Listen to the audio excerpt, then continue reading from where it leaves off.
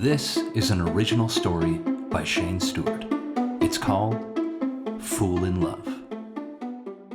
If God were a gambling man, he'd have been losing a fortune on me. Henry Riley crawled forward and propped himself up against the wall. Looking back at the door, he admired the makeshift barricade he had hastily thrown together. He felt a twinge of pain radiating from his stomach and looked down. The bullet had found its mark, and his white dress shirt was now stained a dark crimson. Shit, that's not good. He still couldn't believe how quickly it had all gone wrong. It had been a simple plan, he thought. The bank had little to no security. All they had to do was get in, get out, and they'd be set for life. Why did it all have to go to hell? Henry gave a sad chuckle. Shit. Bet Helen was wondering the same thing. Yeah. Oh, she pulled the trigger. Henry reached into his pocket and fished out a baggie of loose-leaf tobacco. He laughed to himself. Ma always said this would kill me. He looked over to the body lying face down on the linoleum bathroom floor. His smile faded. Kill us. The pain in his stomach was a dull throb, but he figured that must be worse, especially considering how much it had hurt before. Henry placed a hand down on his shirt and pressed into the wound. He felt the warm blood on his hand. It didn't seem to be slowing. He applied some pressure on it, feeling the pain switch from a throb to something remarkably like being stabbed, but it didn't seem to stop the flow. Fuck. It's hopeless. All the pressure in the world ain't gonna stop what's coming. Henry pulled his hand away and shook it at the corpse. You know this? All of it is your fault. You did this to us. He reached up and wiped away the sweat that had begun to bead and slide down into his eyes. He barely felt the sting. Why'd you have to go and run through the door like that? Huh? You goddamn moron. 'Cause we was taking too long? 'Cause you was getting paranoid waiting out there in the car? Tensions? You know, everything was fine. I had it under control. We were right on schedule. And then you. No. It was you. You did it to yourself. Why couldn't you just... He trailed off. His voice was hoarse, and his throat felt as though it had been rubbed down with sandpaper. Why couldn't you just stay in the car? Stay put. You did your job, casing the place. All you had to do... Tears welled in his eyes, but he wouldn't allow himself to cry. You should have let us do our part. Henry reached into his left pocket and pulled out some rolling papers. They were ruined, drenched from the blood rushing out of his abdomen. Well, shit. He looked at the body and began to crawl back over to it, careful to keep one hand covering the wound. I know you got some, you dumb son of a bitch. He stopped and looked towards the ceiling. I'm sorry, Ma. Pulling himself flush with the body, he reached in and out of each pocket. He found nothing and moved on to the suit jacket. In the right breast pocket, he found the rolling papers, unsullied. He took a brief look at the face and regretted it. Henry could still see the blood trickling out of the slug entry point, decorating the floor. It was like a fresh matte painting of death. If Ma could see us right now, she'd be ashamed.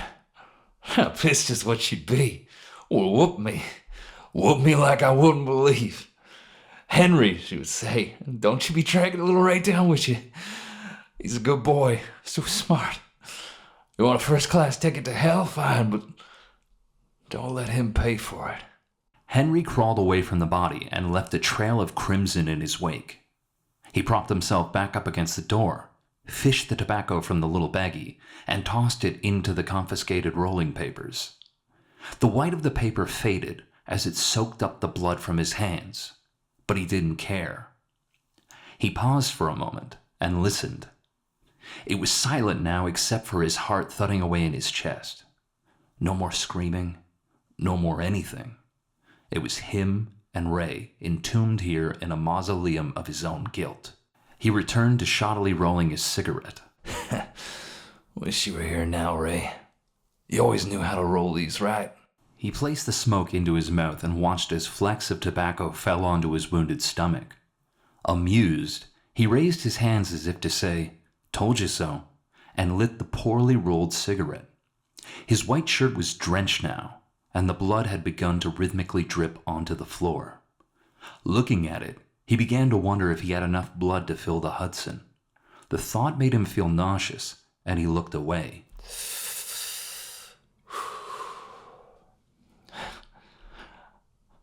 I was always shit at rolling these things. I had much I could attest to. But you, good at everything you did.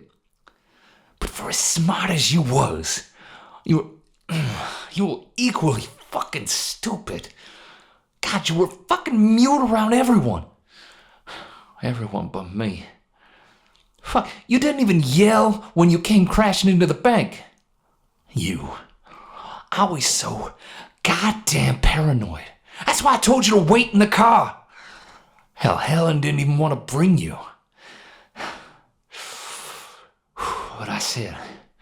Now, Helen, my love, Ray is family.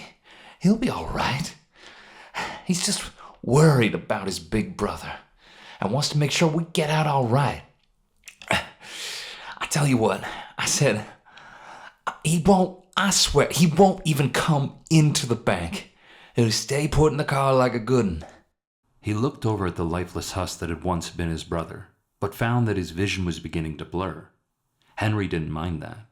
Despite their differences, he had always loved him, and it was difficult seeing him this way. Ray was so smart, so good. Fuck me, he never wanted to rob the place to begin with. I took him away from all he knew. He was well off and had himself a good life. New start. And what did I do? Talked him into leaving it all. Because it wasn't fair that he had it all. So I told him, just one job, and I'll be set, Ray. Won't just be you getting a better life.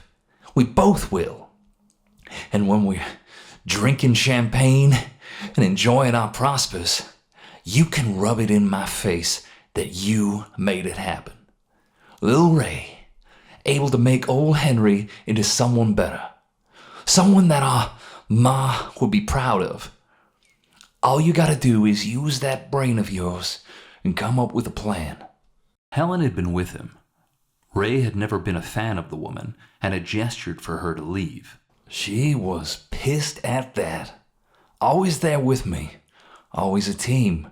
And then you tell her in your own non-speaking way to fuck off. She didn't know you meant no harm. Hell, she thought you were coming between us. Maybe that was why. Henry shook the thought. He remembered Ray trying desperately to get him to reconsider the plan. Many times, in fact. The few who knew Ray knew that he barely spoke. Most thought he was a mute since their mother died. But he always spoke to Henry. And this time, it was a desperate plea to reconsider and choose the right path before him, before things veered too far in the wrong direction. Ray told him he would help get him that new life, some other way, any other way. Admittedly, he had found it sweet. But it was too late for all that. I was too far gone.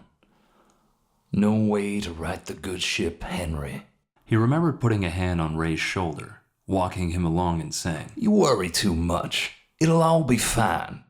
When this didn't reassure him, Henry had tugged at the one thread he knew Ray couldn't say no to. It's what Ma would have wanted you to do. Be there for me like I was for you. You want to do right by her, right? And that was all it took. It had all gone to plan. Henry looked over at his brother lying face down and tried to remember him as he was that day, but he found that his memory of it was now corrupted. His brother's nervous, twitchy face was now expressionless. His blue eyes, once beaming with life, were now vacant and hollow. He stood in front of him, dead, the blood still trickling out of the bullet wound in his head. It had all gone to plan. He still couldn't understand what had spooked Ray, or why Helen had pulled the trigger without a second thought. It looked she had when I... Henry felt the tears returning, but kept trying to fight against them.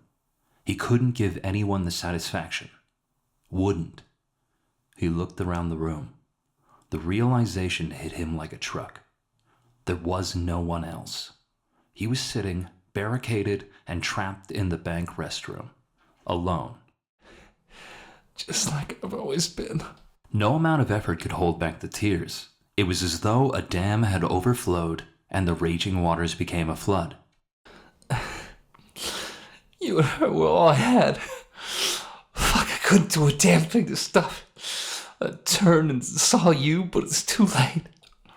1 second, you're looking at me. I was wild and full of life. And the next, a bang so loud I could feel it in my whole face. Watched as you went limp, fell to the ground.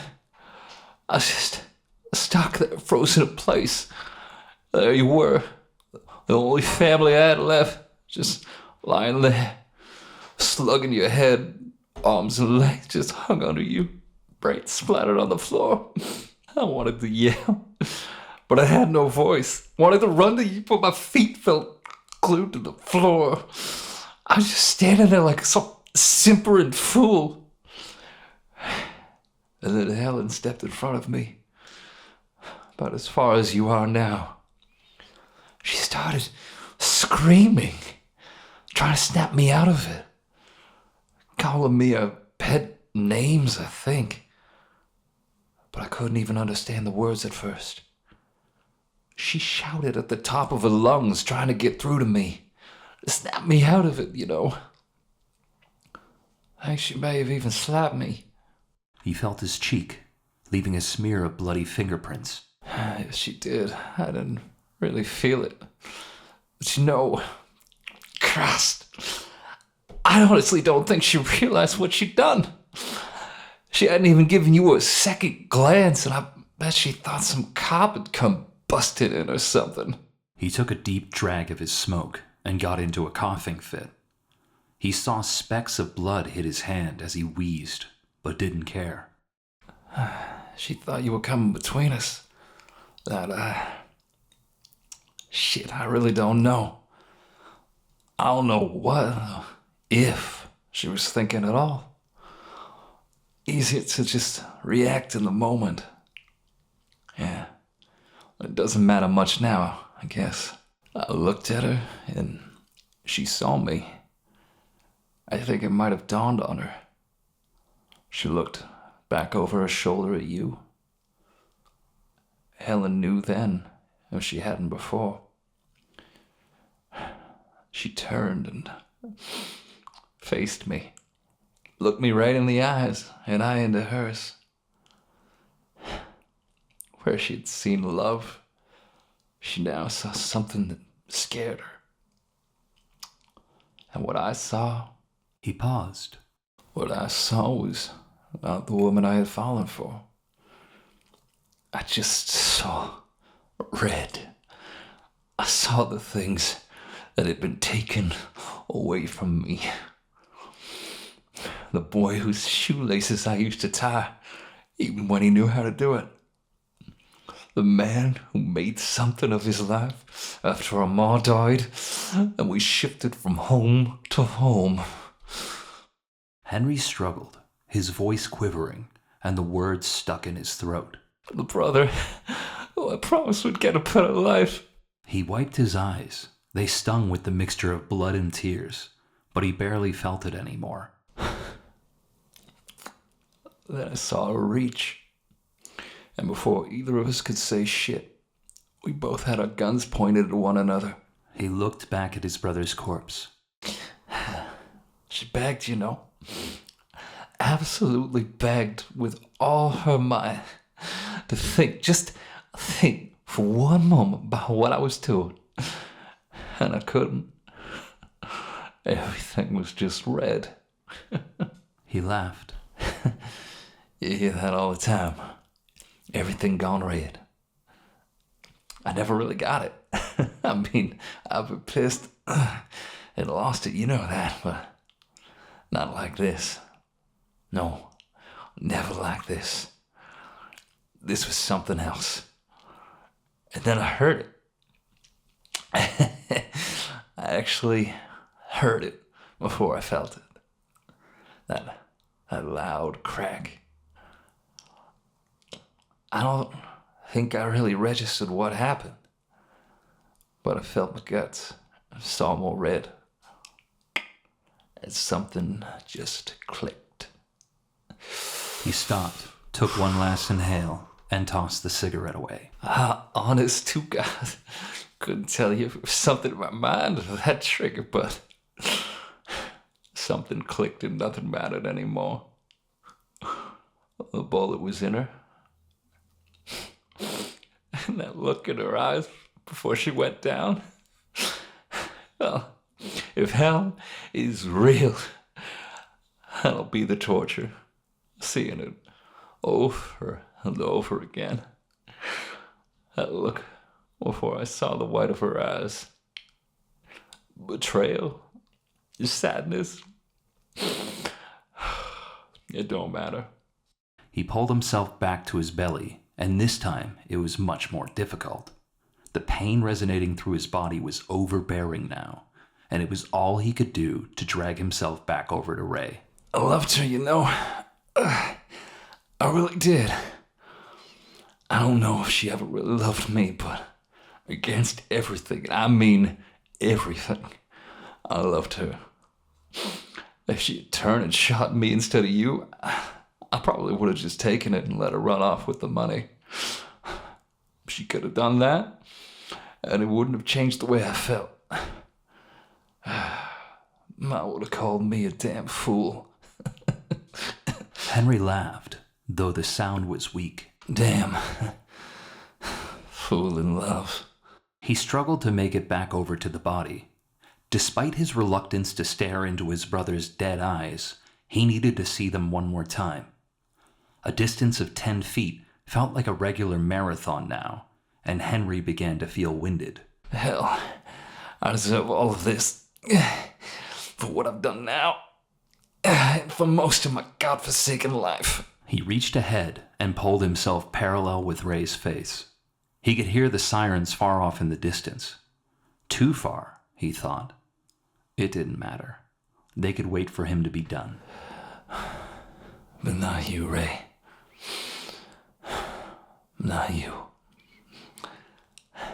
You were good. So smart. You deserved better than me. And, Henry trailed off. He touched his brother's cheek and closed his eyes. Sleep now, he thought. As for himself, he just needed a few minutes of rest. Henry cradled Ray in his arms. Just a few minutes.